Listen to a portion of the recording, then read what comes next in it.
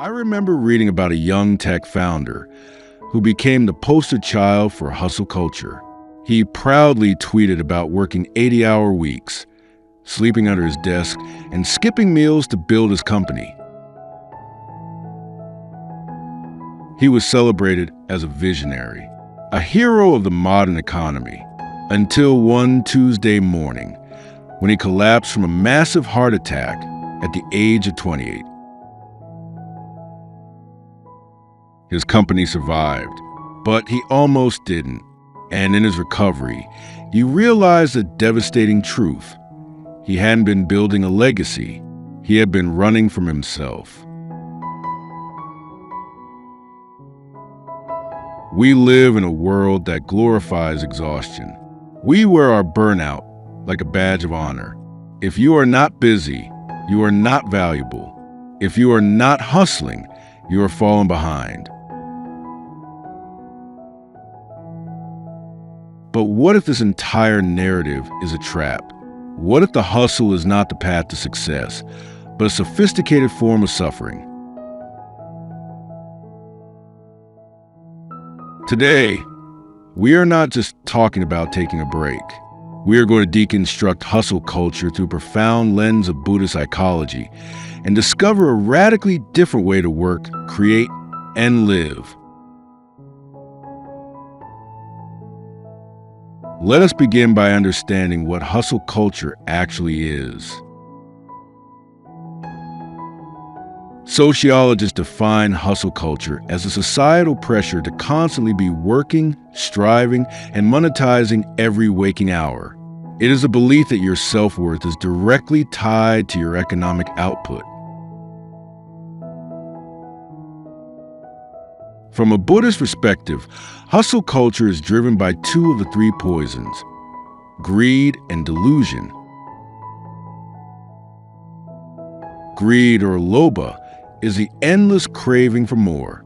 More money, more status, more achievements. It is the belief that the next milestone will finally bring peace. But the nature of craving is that it is never satisfied. Delusion, or moha, is a false belief that you are what you produce. We confuse our resume with our soul. We think that if we stop doing, we cease to matter. When we operate from greed and delusion, work is no longer an expression of our talents. It becomes a frantic attempt to fill an inner void. We are not working to create. We are working to escape. This brings us to one of the most misunderstood concepts in Buddhism, right effort, or samavayama. Many people think Buddhism teaches passivity. They think letting go means giving up. But the Buddha placed right effort as a crucial step on the Eightfold Path. However, right effort is fundamentally different from what hustle culture demands.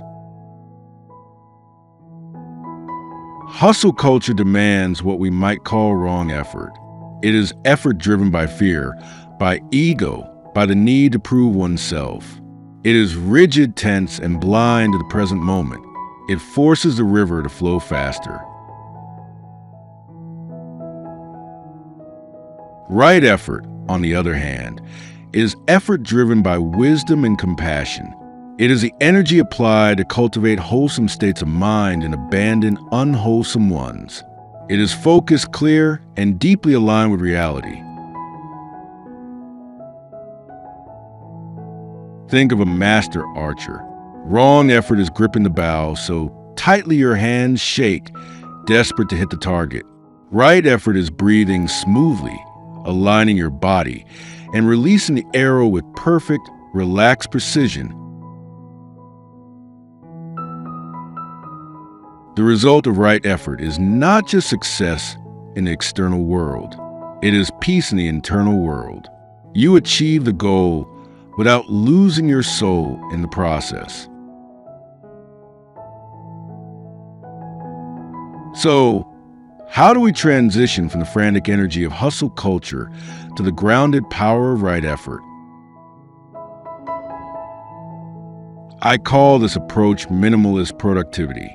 It is based on a paradox that neuroscience and ancient wisdom both agree on. Doing less with total presence yields more.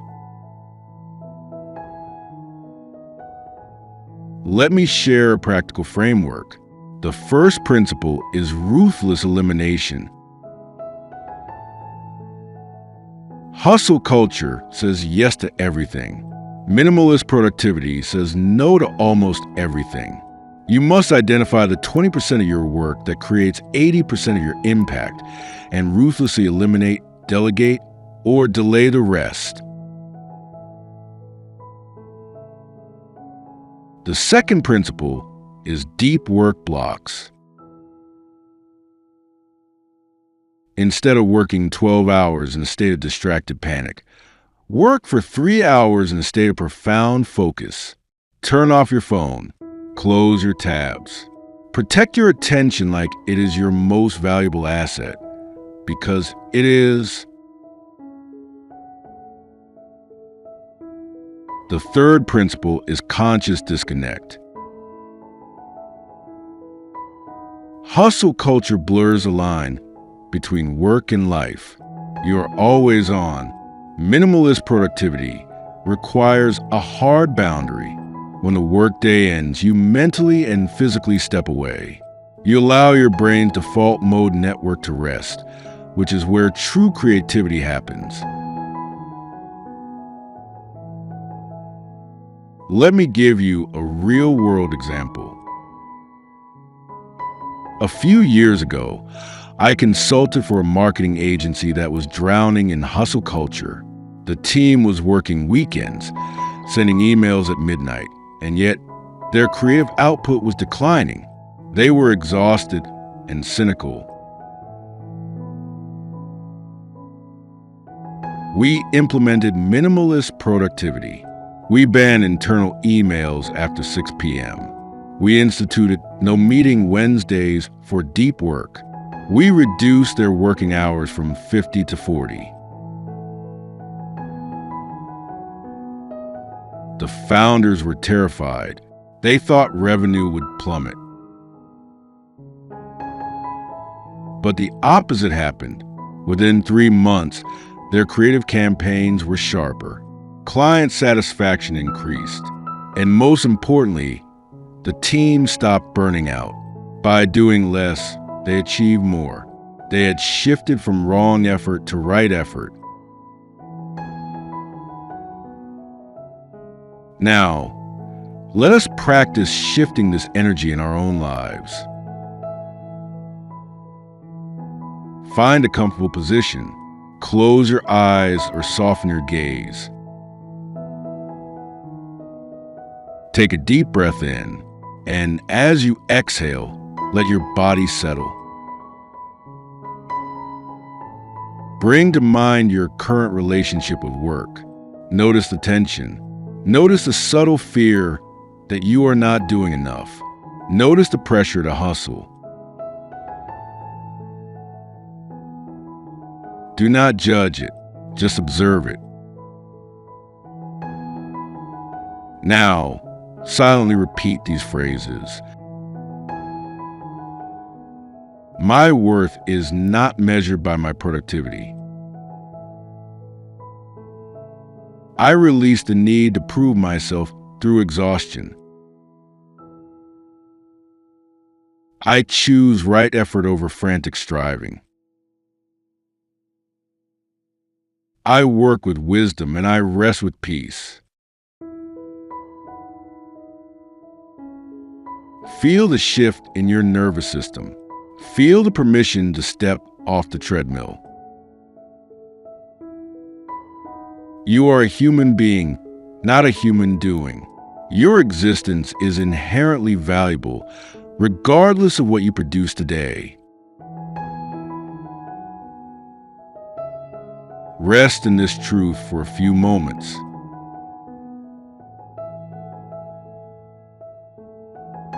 Now, Gently bring your attention back to the room. Take a deep breath in, and as you exhale, carry this grounded energy into your day.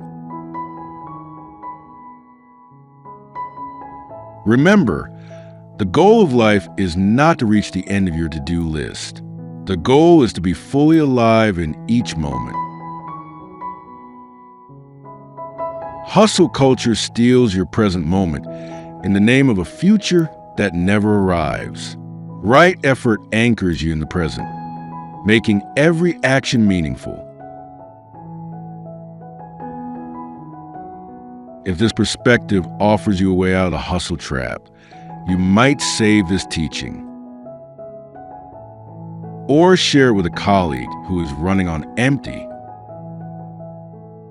Or simply take one conscious breath right now and give yourself permission to just be. Thank you for spending this time exploring the wisdom of right effort. May you work with clarity and purpose. May you release the heavy burden of constant striving.